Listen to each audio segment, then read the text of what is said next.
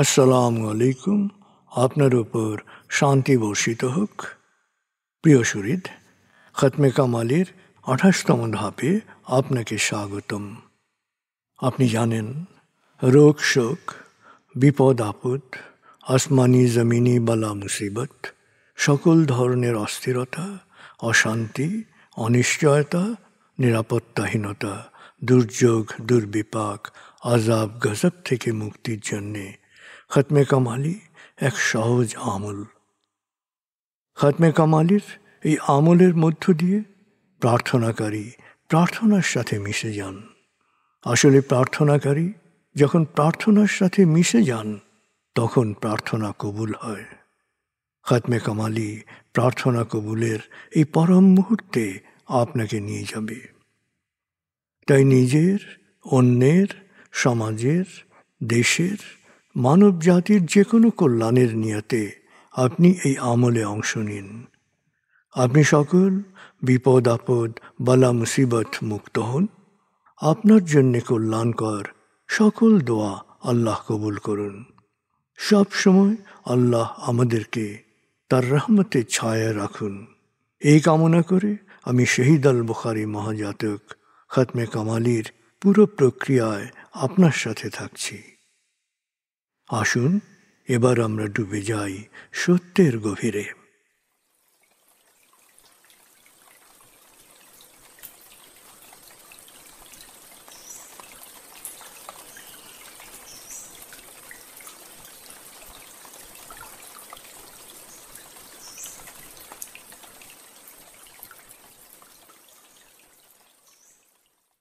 হে আল্লাহ, বিতাড়িত শয়তান থেকে আমি তোমার আশ্রয় প্রার্থনা করছি। দয়াময় মেহেরবান আল্লাহর নামে। আয়াতুল মুলক। হে আল্লাহ, সকল ক্ষমতার মালিক, তুমি যাকে ইচ্ছা ক্ষমতা দান করো, যাকে ইচ্ছা ক্ষমতাচ্যুত করো, যাকে ইচ্ছা সম্মানিত করো, যাকে ইচ্ছা অপমানিত করো। তুমি সর্বশক্তিমান, সকল কল্যাণ ও মঙ্গলের আধার। তুমি দিনকে ছোট করে বড় করো রাত, আবার রাতকে ছোট করে বড় করো দিন। তুমি প্রাণহীনে দাও প্রাণ, আর প্রাণবন্তকে করো প্রাণহীন। তুমি যাকে চাও বেহিসাব রিজিক দান করো। সূরা আলে ইমরান আয়াত 26-27। আয়াতুল কুরসি। আল্লাহ ছাড়া কোনো উপাস্য নেই। তিনি শাশ্বত, চিরঞ্জীব, বিশ্ব প্রকৃতির সর্বসত্তার ধারক। তিনি তন্দ্রা নিদ্রাহীন, সদা সজাগ, মহাকাশ ও পৃথিবীর সব কিছুর মালিক। তার সদয় অনুমতি ছাড়া তার কাছে সুপারিশ করার সাধ্য কারো নেই। দৃশ্যমান বা দৃশ্য, অতীত বা ভবিষ্যৎ, সৃষ্টির সব কিছুই তিনি জানেন। তিনি যতটুকু জানাবেন, এর বাইরে তার জ্ঞানের সীমানা সম্পর্কে ধারণা করা কারো পক্ষেই সম্ভব নয়। তার আসন, তার কর্তৃত্ব পৃথিবী ও নভমণ্ডলের সর্বত্র বিস্তৃত, আর তার সংরক্ষণে তিনি অক্লান্ত। তিনি সর্বোচ্চ, সুমহান। সূরা বাকারা আয়াত 255।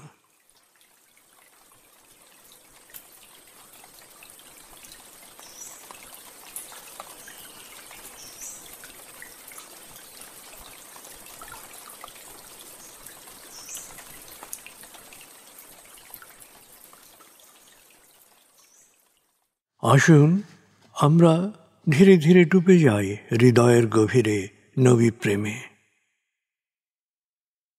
বলগল উলা বিকমালিহি, কশফত দুজা বিজমালিহি, হসনত জমিও খিসালিহি, সল্লু আলিহি ওয়ালিহি। بلغ العلا بكماله كشف الدجى بجماله حسنت جميع خصاله صلوا عليه وآله।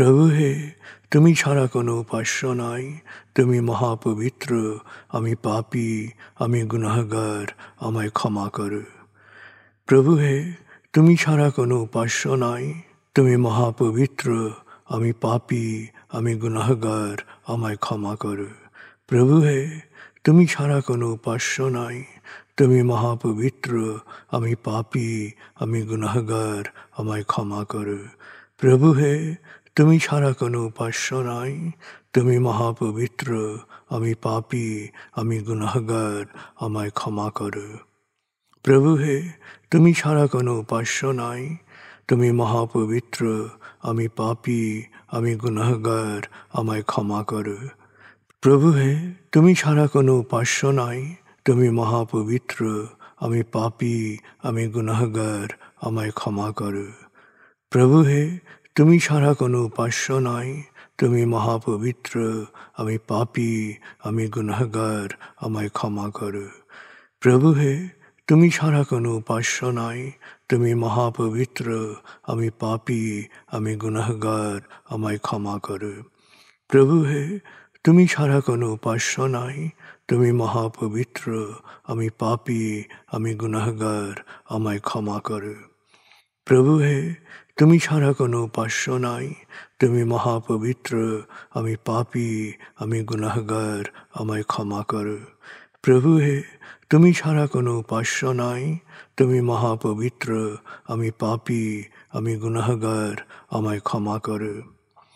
প্রভু হে, তুমি ছাড়া কোনো উপাস্য নাই, তুমি মহাপবিত্র, আমি পাপী, আমি গুনাহগার, আমায় ক্ষমা করো। প্রভু হে, তুমি ছাড়া কোনো উপাস্য নাই, তুমি মহাপবিত্র, আমি পাপী, আমি গুনাহগার, আমায় ক্ষমা করো। প্রভু হে, তুমি ছাড়া কোনো উপাস্য নাই, তুমি মহাপবিত্র, আমি পাপী, আমি গুনাহগার, আমায় ক্ষমা করো।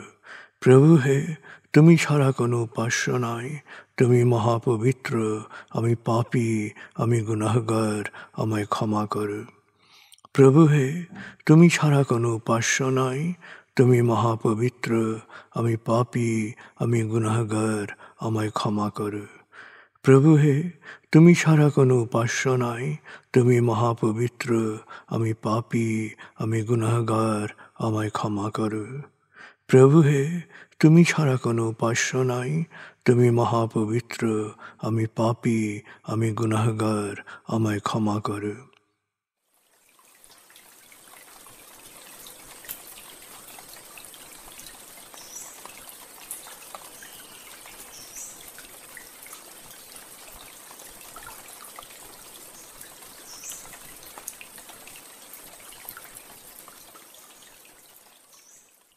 এবার আমরা সূরা তাকবীর এর মর্মবাণীর অংশ বিশেষে ডুবে যাব। তারপর ডুবে যাব আজকের জন্য নির্ধারিত সূরার তেলাওয়াত ও মর্মবাণীতে। 81 সূরা তাকবীর। দয়াময় মেহেরবান আল্লাহর নামে। যখন সূর্য অন্ধকারে ঢেকে যাবে, যখন তারকারাজি নিজেদের আলো হারাবে, যখন পর্বতমালা মরীচিকার ন্যায় উধাও হবে, যখন পূর্ণ গর্ভবতী উটনী পরিত্যক্ত হবে, যখন সকল বন্য পশুকে একত্র করা হবে, যখন সমুদ্রের জলরাশি স্ফীত হবে, যখন দেহে আবার আত্মা সংযুক্ত হবে, যখন জীবন্ত কবর দেয়া শিশুকন্যাকে জিজ্ঞেস করা হবে কি অপরাধে তাকে হত্যা করা হয়েছিল, যখন প্রত্যেকের আমলনামা দেখানো হবে, যখন আকাশের আবরণ সরানো হবে, যখন জাহান্নামের আগুন গনগনে লাল করা হবে, যখন জান্নাতকে দৃশ্যমান করা হবে, সেদিন প্রত্যেকেই জানতে পারবে কি পরিণতির জন্যে সে নিজেকে প্রস্তুত করেছে, বুঝতে পারবে কি করা উচিত ছিল আর কি করা উচিত হয়নি। সাক্ষী আবর্তনশীল নক্ষত্র, কক্ষপথে দৃশ্যমান গ্রহসমূহ যা এক সময় অদৃশ্য হয়, সাক্ষী রাতের অবসান মুহূর্ত এবং প্রভাতের আগমন কাল। নিশ্চয়ই এই কোরআন আরশের সার্বভৌম অধিপতির নিকট উচ্চ মর্যাদা সম্পন্ন সম্মানিত রসুলের মুখ নিঃসৃত, যার কথা অবশ্যই বিশ্বাসযোগ্য ও মানা উচিত।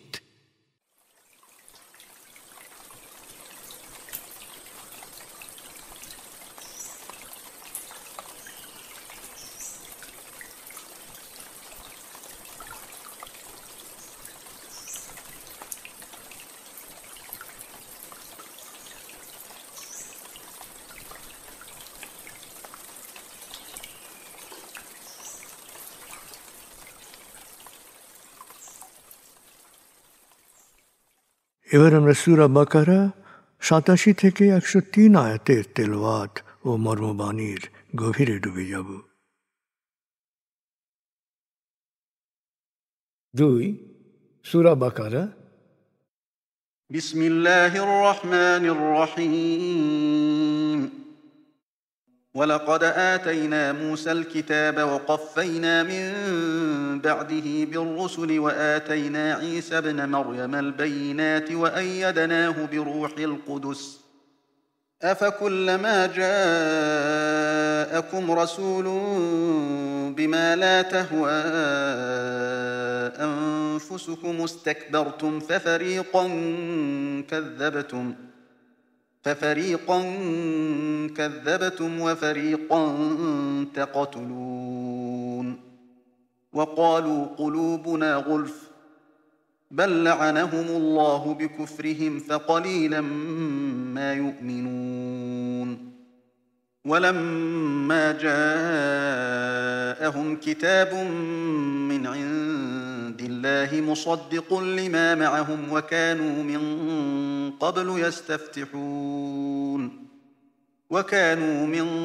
قبل يستفتحون على الذين كفروا فلما جاءهم ما عرفوا كفروا به فلعنة الله على الكافرين بئس ما اشتروا به أنفسهم أن يكفروا بما أنزل الله بغيا أن ينزل الله من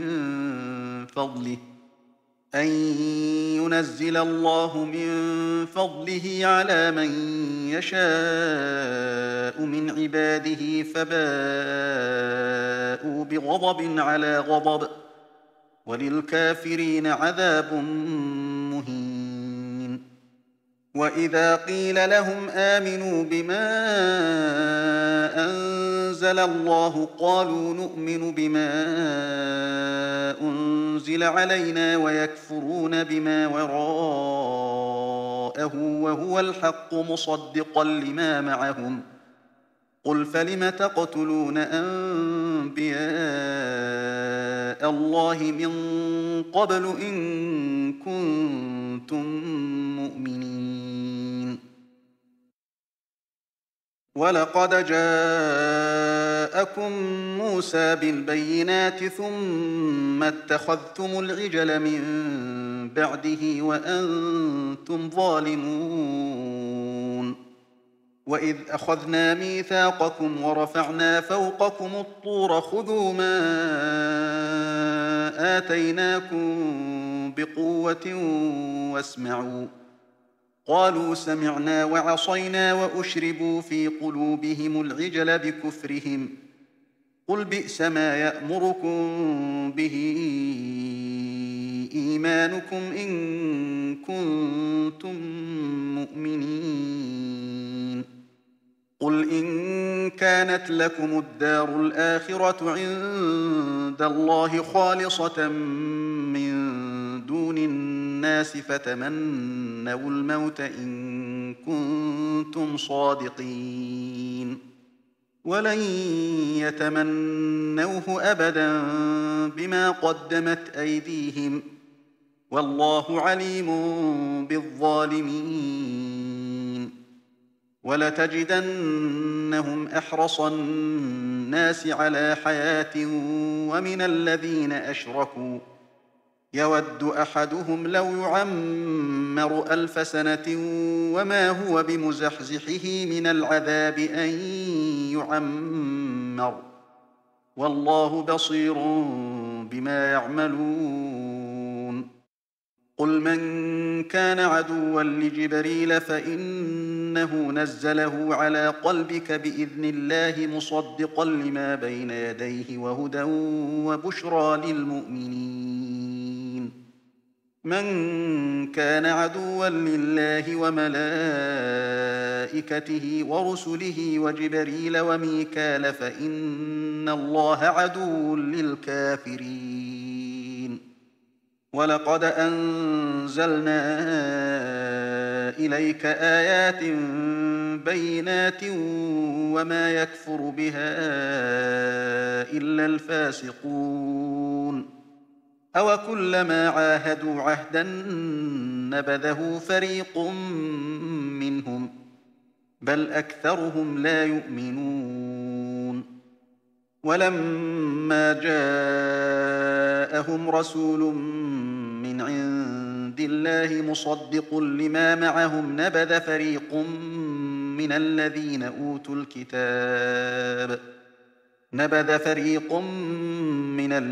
أوتوا الكتاب كتاب الله وراء ظهورهم كأنهم لا يعلمون واتبعوا ما تتلو الشياطين على ملك سليمان وما كفر سليمان ولكن الشياطين كفروا يعلمون الناس السحر وما أنزل على الملكين ببابل هاروت وماروت وما يعلمان من أحد حتى يقولا إنما نحن فتنة فلا تكفر فيتعلمون منهما ما يفرقون به بين المرء وزوجه وما هم بضارين به من أحد إلا بإذن الله ويتعلمون ما يضرهم ولا ينفعهم ولقد علموا لمن اشتراه ما له في الآخرة من خلاق ولبئس ما شروا به أنفسهم لو كانوا يعلمون ولو أنهم آمنوا واتقوا لمثوبة من عند الله خير لو كانوا يعلمون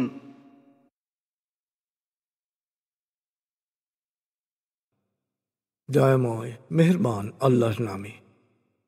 নিশ্চয়ই আমি মূসাকে কিতাব দিয়েছি, তারপর একের পর এক রসুল পাঠিয়েছি, শেষে মরিয়ম পুত্র ঈসাকে সুস্পষ্ট নিদর্শন সহ পাঠিয়েছি এবং পবিত্র আত্মা জিবরাইলের মাধ্যমে তার শক্তি বৃদ্ধি করেছি। কিন্তু তা সত্ত্বেও যখনই কোনো রসুলের কাছে নাজিল হওয়া বিধিবিধান তোমাদের পছন্দ হয়নি, তখনই আত্মগর্বী হয়ে তোমরা তাকে অস্বীকার করেছ আর কাউকে খুন করেছ। তোমাদের এই আচরণ একেবারেই অবাঞ্ছিত। ওরা বলে, আমাদের অন্তর ইতোমধ্যেই জ্ঞানে টইটুম্বুর হয়ে আছে। কিন্তু সত্য অস্বীকার করার কারণে আল্লাহ ওদের লানত করেছেন, অর্থাৎ তার রহমত থেকে চিরতরে বঞ্চিত করেছেন। আসলে আত্মম্ভরিতার বাইরে ওরা খুব সামান্যই বিশ্বাস করে। এখন ওদের নিজস্ব কিতাবের সমর্থনে আল্লাহর কাছ থেকে নতুন কিতাব এসেছে, কিন্তু ওরা সব জেনে বুঝে সত্যকে প্রত্যাখ্যান করেছে। অথচ ইতপূর্বে ওরা নিজেরাই সত্য অস্বীকারীদের মোকাবেলায় বিজয় ও সাহায্য লাভের জন্যে এ কিতাবের উল্লেখ করে প্রার্থনা করত। সুতরাং সত্য অস্বীকারীদের উপর আল্লাহর লানত।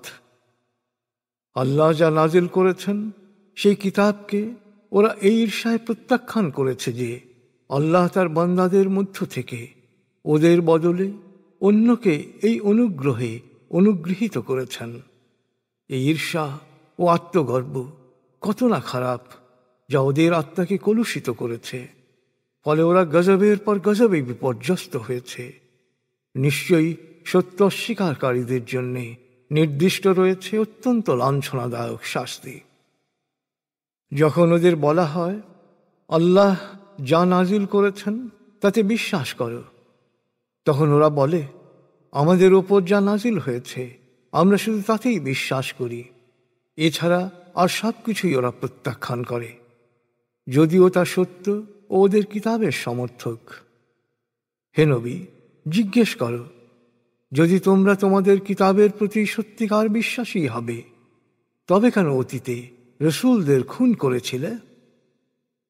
হে বনী ইসরায়েল, নিশ্চয়ই মূসা তোমাদের নিকট সুস্পষ্ট প্রমাণ সহ এসেছিল, কিন্তু তা সত্ত্বেও তার সাময়িক অনুপস্থিতিতে তোমরা একটি বাছুরকে উপাস্যরূপে গ্রহণ করেছিলে।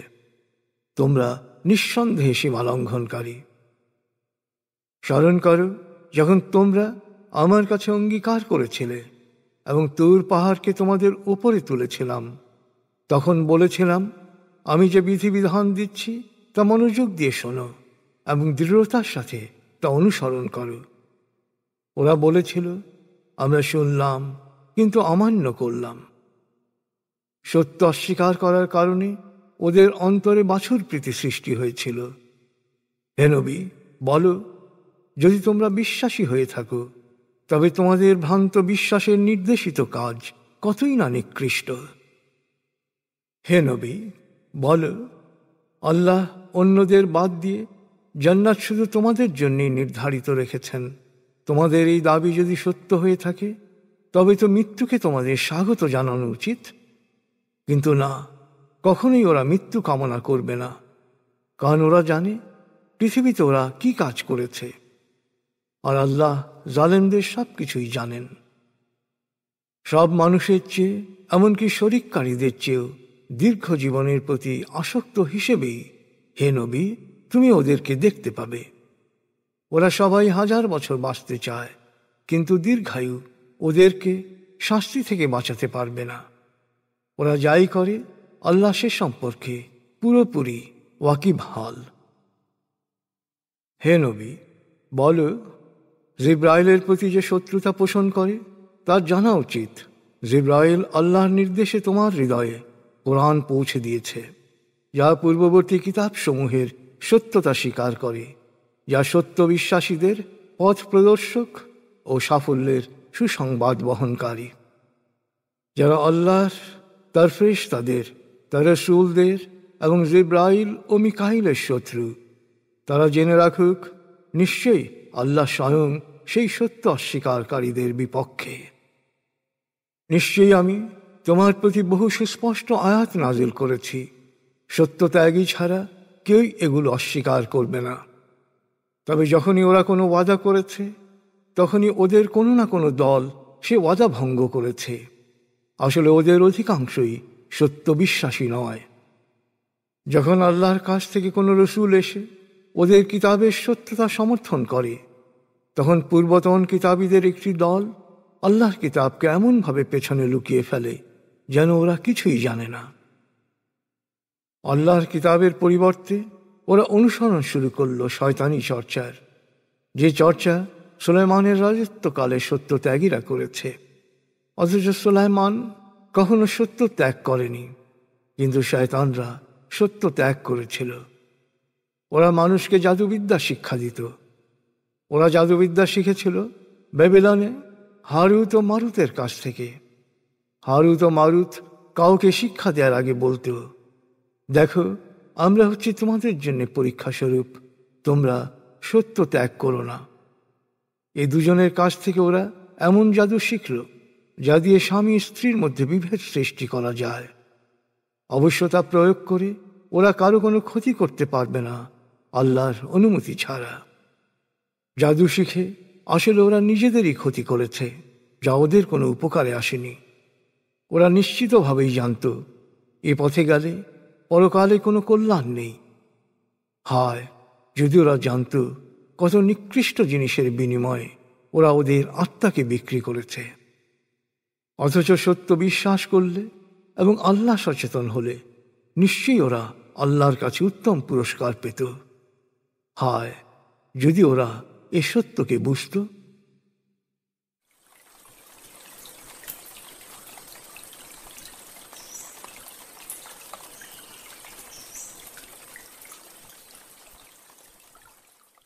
আপনি এতক্ষণ মর্মবাণীর গভীরে ডুবেছিলেন। এবার আপনার মনে মর্মবাণীর যে বিষয়গুলো দাগ কেটেছে সেই বিষয়গুলোর ভাবনায় ডুবে যান।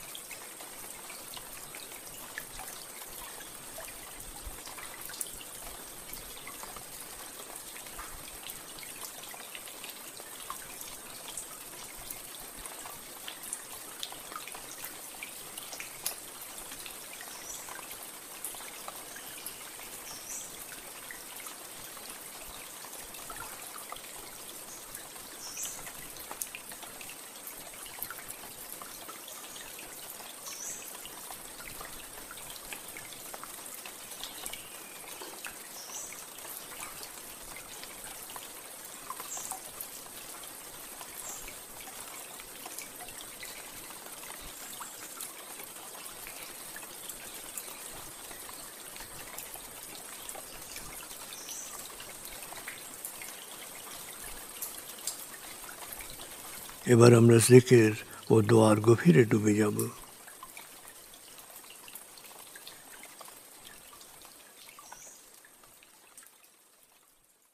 এবার হালকাভাবে চোখ বন্ধ করুন, লম্বা দম নিন, নাক দিয়ে দম নিন, আস্তে আস্তে মুখ দিয়ে দম ছাড়ুন। দম নেবেন পেটে, ছাড়বেন মুখ দিয়ে। দম নেওয়ার চেয়ে দম ছাড়তে সামান্য বেশি সময় নিন। দম নিতে নিতে ভাবুন প্রকৃতি থেকে আফুরন্ত প্রাণশক্তি শরীরে প্রবেশ করছে, আর দম ছাড়তে ছাড়তে ভাবুন শরীরের সকল দূষিত পদার্থ বাতাসের সাথে বেরিয়ে যাচ্ছে। নাক দিয়ে দম নিতে নিতে ভাবুন প্রকৃতি থেকে আফুরন্ত প্রাণশক্তি শরীরে প্রবেশ করছে, আর মুখ দিয়ে দম ছাড়তে ছাড়তে ভাবুন শরীরের সকল দূষিত পদার্থ বাতাসের সাথে বেরিয়ে যাচ্ছে। দম নিতে নিতে ভাবুন প্রকৃতি থেকে আফুরন্ত প্রাণশক্তি শরীরে প্রবেশ করছে। দম ছাড়তে ছাড়তে ভাবুন শরীরের সকল দূষিত পদার্থ বাতাসের সাথে বেরিয়ে যাচ্ছে। দম নিতে নিতে ভাবুন প্রকৃতি থেকে আফুরন্ত প্রাণশক্তি শরীরে প্রবেশ করছে, আর দম ছাড়তে ছাড়তে ভাবুন শরীরের সকল দূষিত পদার্থ বাতাসের সাথে বেরিয়ে যাচ্ছে। দম নিতে নিতে ভাবুন প্রকৃতি থেকে আফুরন্ত প্রাণশক্তি শরীরে প্রবেশ করছে, আর দম ছাড়তে ছাড়তে ভাবুন শরীরের সকল দূষিত পদার্থ বাতাসের সাথে বেরিয়ে যাচ্ছে। এবার দম স্বাভাবিক হতে দিন। স্বাভাবিকভাবে নাক দিয়ে দম নিয়ে নাক দিয়ে দম ছাড়ুন। আপনার অঙ্গ শিথিল ও নিষ্প্রাণ হয়ে আসছে। এবার নাক দিয়ে ধীরে ধীরে দম নিয়ে বেশ সময় নিয়ে ধীরে ধীরে নাক দিয়ে দম ছাড়ুন। দম নেওয়ার চেয়ে ছাড়ায় সময় একটু বেশি নিন। ধীরে ধীরে দম নিন, ধীরে ধীরে দম ছাড়ুন। ধীরে ধীরে দম নিন, ধীরে ধীরে দম ছাড়ুন।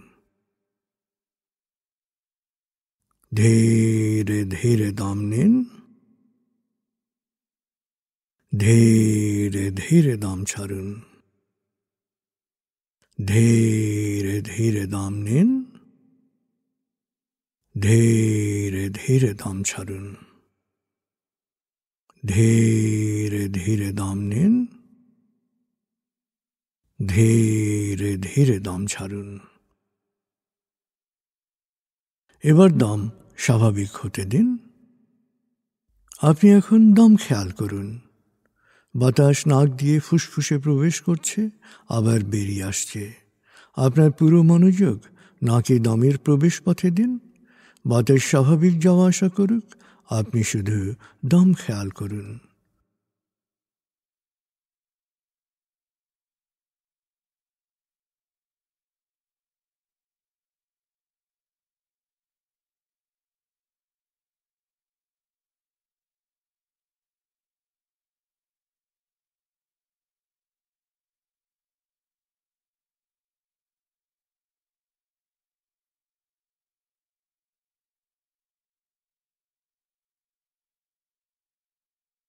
অনুভব করুন আপনার শরীর ভারী লাগতে শুরু করেছে। আরাম আরাম আরাম অনুভব করুন শীতলতা স্রোতের মতো, বরফ গলা পানির মতো আপনার মাথা থেকে শরীর বেয়ে নিচের দিকে নেমে যাচ্ছে।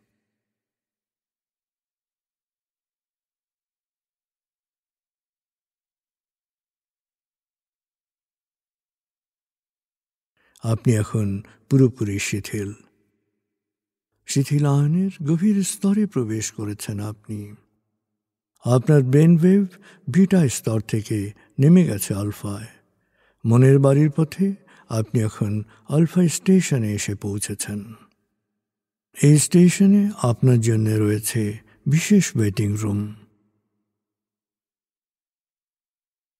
আলফা স্টেশন থেকে আপনি এখন মনের বাড়িতে যাচ্ছেন। আমি গণনা শুরু করছি। 19। আপনি কল্পনা করুন শীতল নীল স্নিগ্ধ আলো বর্ষিত হচ্ছে আপনার উপর। আলোয় আপনি অবগাহন করছেন। আলোর এক সুন্দর পথে আপনি যাচ্ছেন মনের বাড়িতে। 18, 17, 16, 15। আলোর পথে পৌঁছে যাচ্ছেন মনের গভীর থেকে গভীরে। 14, 13, 12, 11। গভীর থেকে গভীরে। 10, 9, 8, 7, 6। গভীর থেকে গভীরে। 5, 4, 3, 2, 1, 0। আপনি পৌঁছে গেছেন মনের বাড়িতে। অনুভব করুন এক অনাবিল আনন্দ।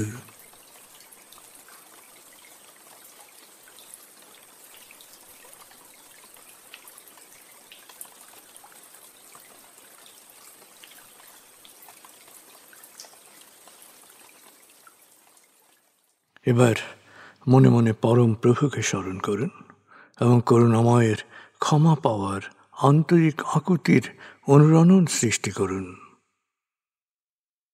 আল্লাহ আল্লাহ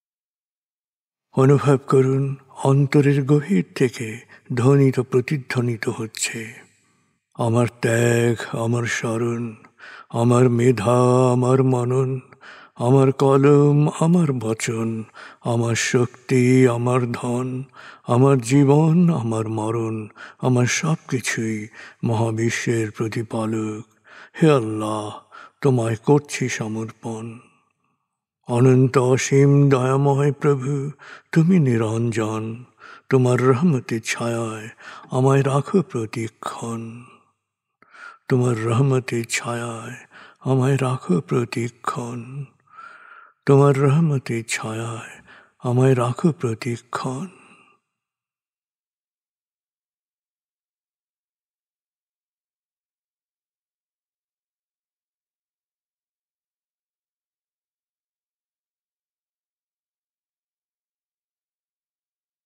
নিজের সব কিছু স্রষ্টায় সমর্পিত করতে পারায় গভীর আনন্দ অনুভব করুন। আর যুগে যুগে কালে কালে সকল জনপদে যারা সত্যের বাণী, সমর্পণের বাণী প্রচার করেছেন, সকল আসক্তি, অবিদ্যা, জাহেলিয়ত, শোষণ ও বঞ্চনা থেকে মানুষকে মুক্ত করার জন্যে অক্লান্ত পরিশ্রম করেছেন, আত্মত্যাগ করেছেন, তাদের প্রতি গভীর কৃতজ্ঞতা প্রকাশ করুন। সকল নবী রসুল, বাণীবাহক, বিশেষভাবে প্রিয় নবী হযরত মুহাম্মদ সাল্লাল্লাহু আলাইহি ওয়াসাল্লামের প্রতি গভীর গভীর কৃতজ্ঞতা প্রকাশ করুন।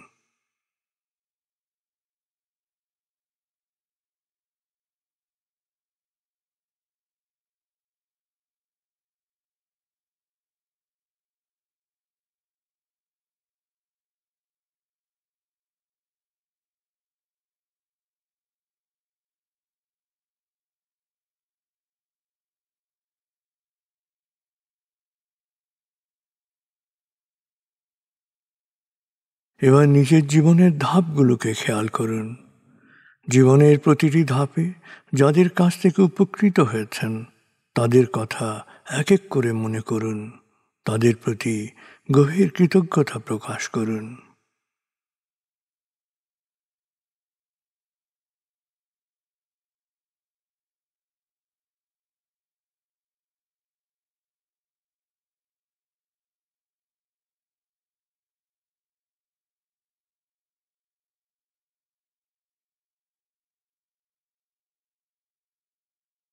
মা, বাবা, অভিভাবক যাদের কাছে আপনি লালিত হয়েছেন তাদের সাথে গভীর একাত্মতা, গভীর সমমর্মিত অনুভব করুন।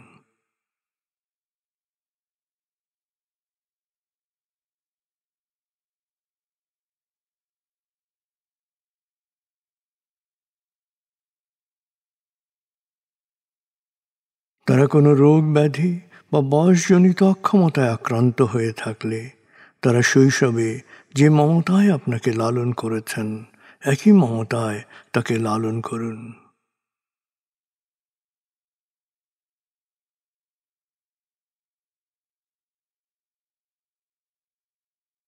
তাদেরকেও পৃথিবী ছেড়ে চলে গিয়ে থাকলে তাকে গভীরভাবে অনুভব করুন, তার মাগফিরাত বা অনন্ত প্রশান্তির জন্য দোয়া করুন।